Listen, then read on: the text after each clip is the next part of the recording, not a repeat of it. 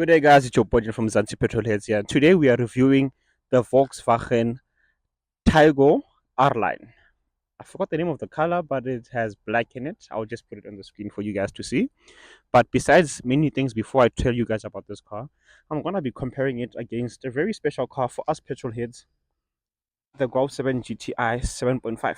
7.5. So do I call it the Golf 7 or Golf 7.5?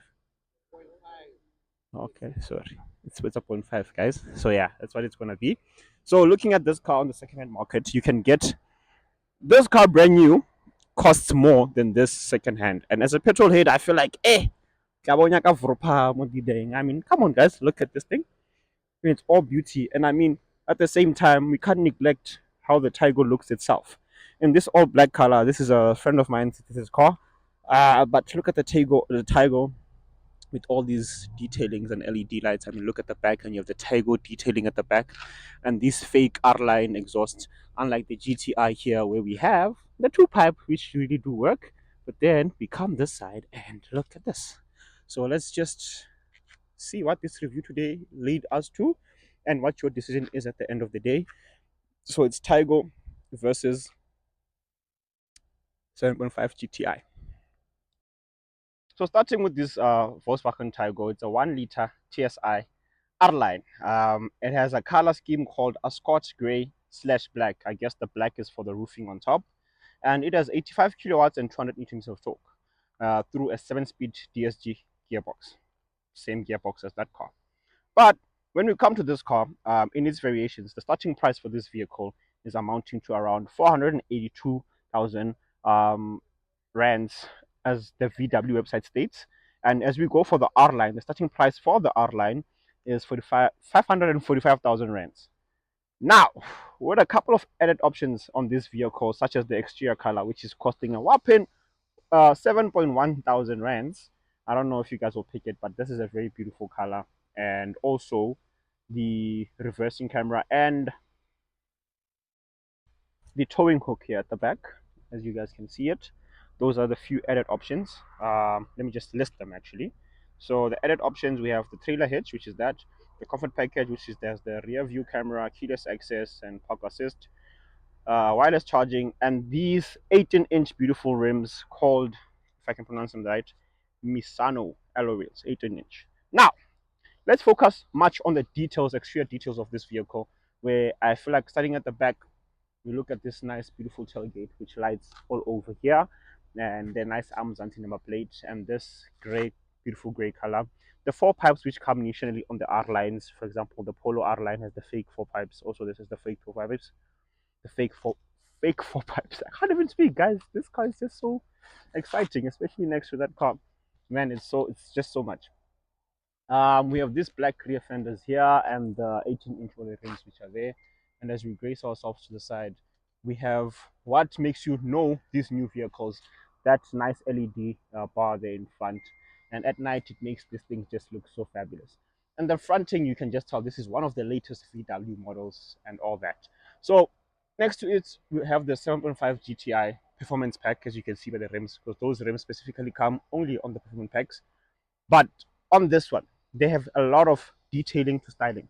Because it's the R-Line, we have the R-Line there. And I think also on the back, if I'm not mistaken, we also have, there's no R-Line here, which is very stupid.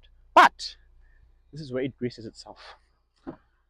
Welcome. I want to call it heaven.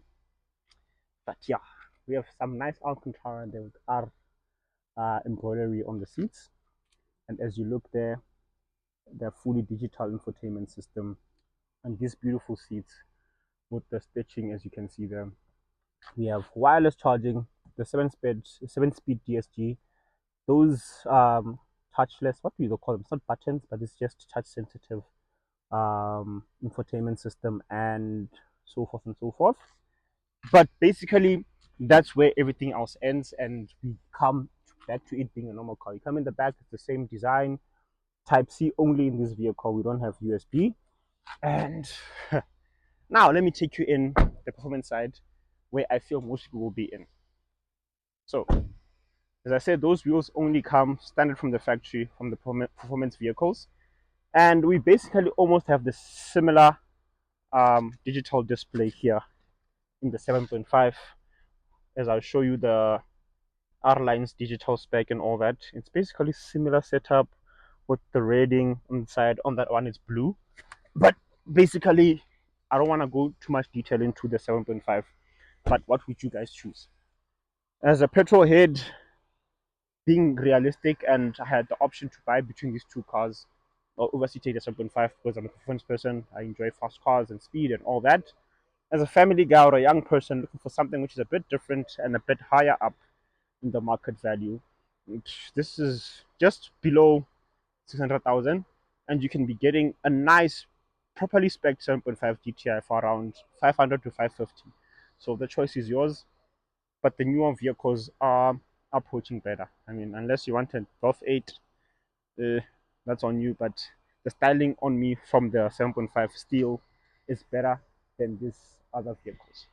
So please answer in the comments below, what would you choose between the two. Moving on to the infotainment system, where we have a couple of different driving modes.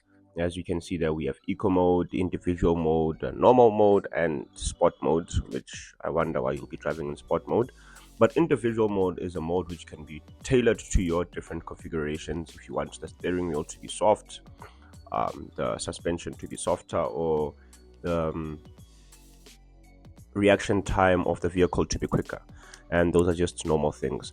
But when it's in sport, it is a bit responsive, and the acceleration is a bit more than normal, as you expect. Or you could either switch it to manual mode, where you switch gears for yourself. Where I feel like in this sort of type of vehicles, it really isn't necessary. Why would you be racing in a Taigo? But overall, the driving and comfortability of the car is very nice. And mind you, I was not planning on doing any voiceovers. It's just that I recorded this video with sound, and came to editing, there was no sound. So please bear with me. Don't judge me. But when it comes to the infotainment system, the driver's side or the digital screen, you can change to a lot of things. You can get the revs or just look at the sound. And as you can see there, I'm on E, which means I'm just coasting. I'm not using any petrol, which is a very good function, helps save petrol. And I was averaging 6.2 kilometers per 100 kilometers for the full generation of my test car. So this was a very fuel efficient car if you drive it properly.